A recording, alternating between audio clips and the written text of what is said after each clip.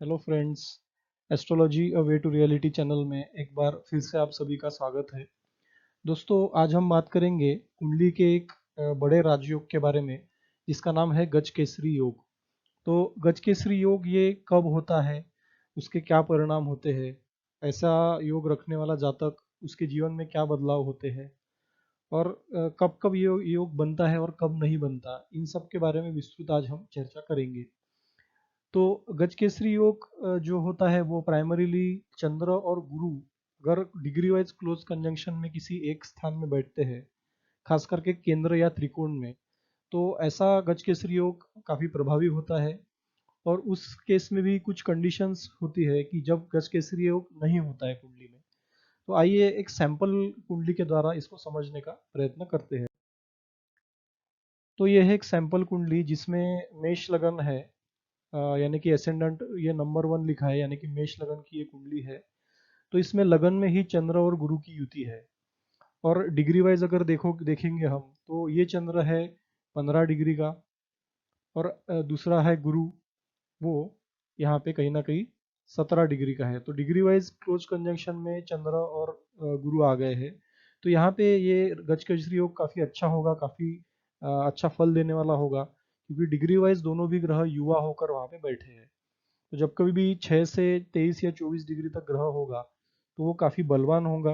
जैसे कि चंद्र और गुरु यहाँ पे है 15 और 17 डिग्री के, और दोनों भी युवा अवस्था में है, इसलिए दोनों का कंजंक्शन काफी अच्छा हो गया। दूसरी बात है कि गुरु अपने मित्र के राशि में, यानी कि मंगल के राशि में बैठा हुआ है, और चंद्र भी कहीं ना कहीं मंगल से मित्रता रखता है, इसलिए दोनों भी एक अच्छे स्थान में बैठे हैं। और दोनों भी एक दूसरे के मित्र होने के कारण ये योग यहाँ पे 100% बनता हुआ दिख रहा है।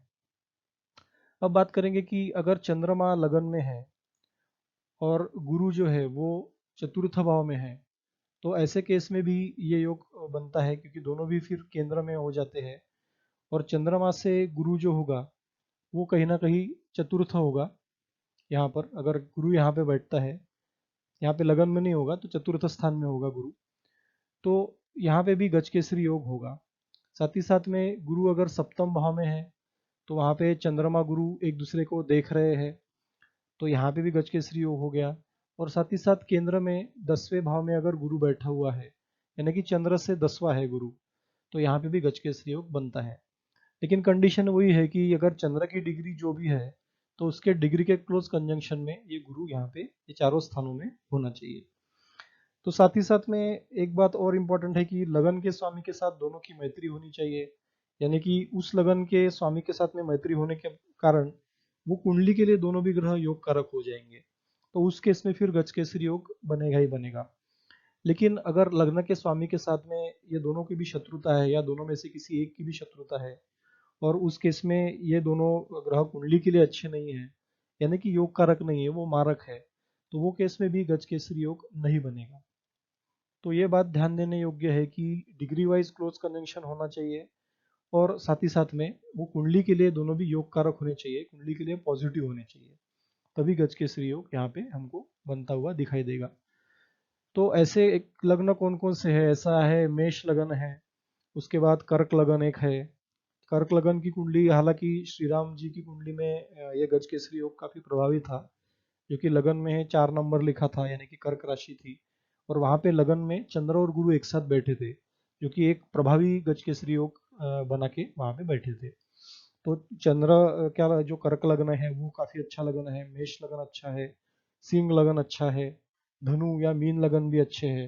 साथ ही साथ में जो वृश्चिक लगन है वहां पे भी ये दोनों योग कारक होते हैं। तो ऐसे कुछ एग्जाम्पल लगन के जो है, जहाँ पे चंद्र गुरु अगर 1 4 7 और 10 में अगर एक साथ बैठते हैं, या चंद्रमा लगन में है, गुरु इन तीनों ग्रहों में से, यानी कि केंद्र में गुरु है चंद्र से, तो वहां पे भी गजकेसरी योग बनता हुआ हमको दिखता है। अब डिग्री वाइज अगर कंजंक्शन नहीं है यहाँ पे क्लोज, सपोज फॉर एग्जांपल चंद्र की डिग्री है 5 डिग्री और गुरु की डिग्री है 27 डिग्री, तो ये डिग्री वाइज डिफरेंस बहुत बड़ा हो गया यहाँ पे। अगर डिग्री वाइज डिफरेंस हम देखेंगे, तो यहाँ पे 22 डिग्री का डिफरेंस है, जो कि काफी बड़ा है।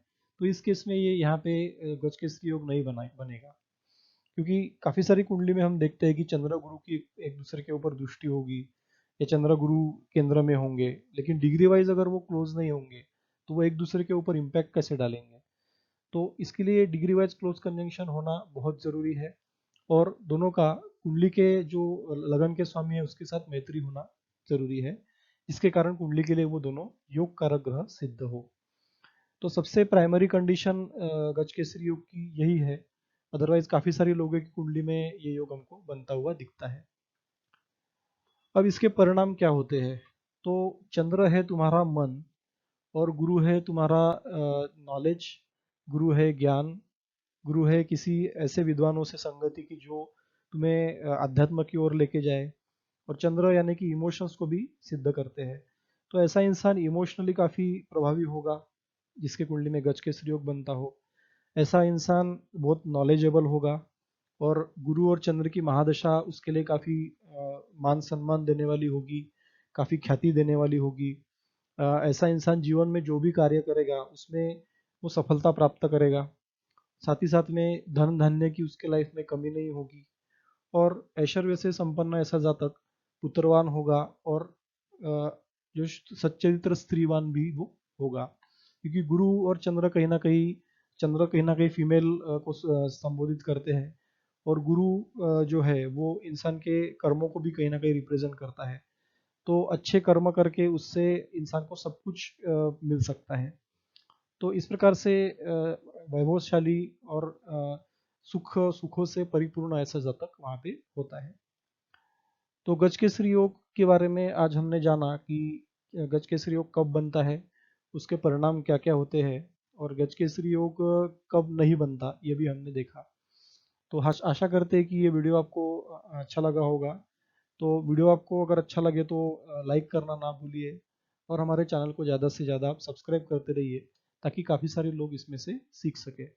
Once again thank you very much. नमस्कार।